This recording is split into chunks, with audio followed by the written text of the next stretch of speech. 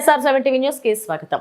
జోరుగా గ్రామ సర్పంచ్ ఎన్నికల ప్రచారం పాల్గొన్న మంత్రి సీతక్క కాంగ్రెస్ మద్దతుదారులను గెలిపించాలని, గ్రామాల్లో అభివృద్ధికి తోడ్పడాలి. ములుగు జిల్లా వెంకటాపురం మండలం కేంద్రంలో 3వ విడత పంచాయతీ ఎన్నికల్లో భాగంగా సోమవారం శివాలయం నుండి అంబేద్కర్ సెంటర్ వరకు ప్రచారంలో పాల్గొన్న మంత్రి సీతక్క ఈ సందర్భంగా ఆమె మాట్లాడుతూ పంచాయతీరాజ్ శాఖ మంత్రిగా గ్రామాలకు నిధులను ఇచ్చి అభివృద్ధి చేసే బాధ్యత తనదేనని, 2 ఏళ్ల నుంచి సర్పంచ్ ఎన్నికలు జరగకపోవడంతో దాదాపు 3,000 కోట్ల నిధులు ఆగిపోయాయని చెప్పారు. ఎన్నికల అనంతరం ప్రతి పంచాయతీకి అత్యధిక నిధులు మంజూరు చేసి గ్రామాలను అభివృద్ధి చేస్తామన్నారు. ప్రజల కోసం ఈ కాంగ్రెస్ ప్రభుత్వం పనిచేస్తుందని ఈ సందర్భంగా ప్రజలకు తెలియజేశారు. గ్రామాల్లో అభివృద్ధి జరగాలన్నా డిసెంబర్ 17వ తారీఖున జరగనున్న 3వ విడత ఎన్నికల్లో కాంగ్రెస్ అత్యధిక మెజారిటీతో గెలిపించాలని వాజేడు వెంకటాపురం మండలం ప్రజలను కోరారు. కార్యక్రమంలో భద్రాచలం నియోజకవర్గ ఎమ్మెల్యే తెల్లం వెంకట్రావు, మాజీ ఎమ్మెల్యే బాలసాని లక్ష్మీనారాయణ, ములుగు జిల్లా అధ్యక్షులు పైడాకుల అశోక్ తదితరులు పాల్గొన్నారు. Reporting by SR7 TV news reporter Tursa చంటి.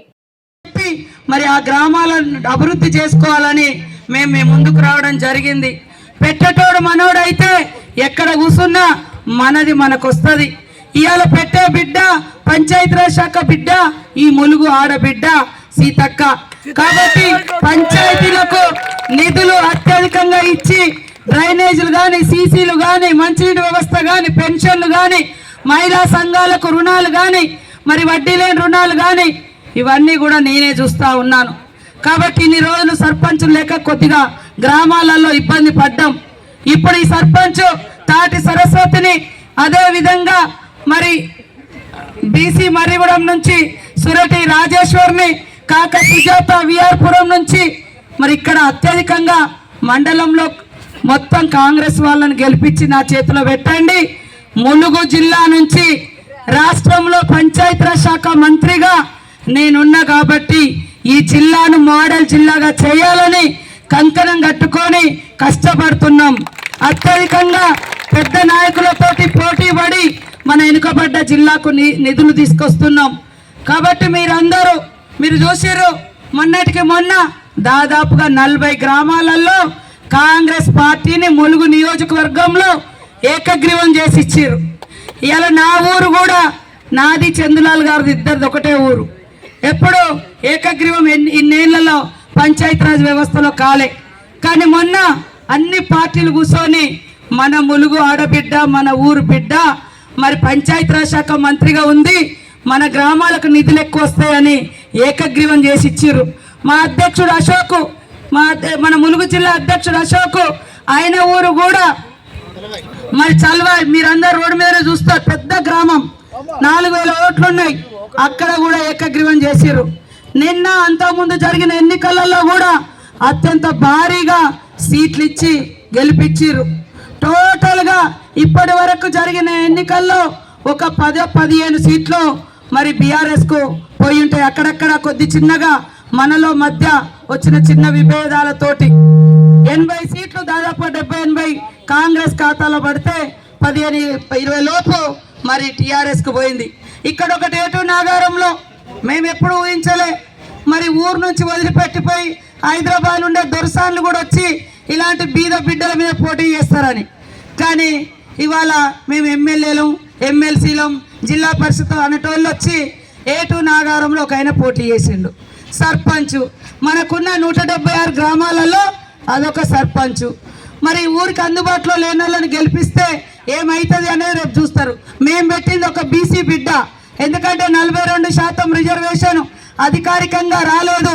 కానీ మనం సీట్లలో ప్రాధాన్యత ఇవ్వాలని అత్యధికంగా సీట్లలో బీసీ బిడ్డలకు కూడా అవకాశాలు ఇచ్చినాం. ఒక్క సీటు గెలిచి ఏటూ నాగారంలో 12 సీట్లలో 3 సీట్లు టీఆర్ఎస్ గెలిచింది, 9 సీట్లు కాంగ్రెస్ గెలిచింది.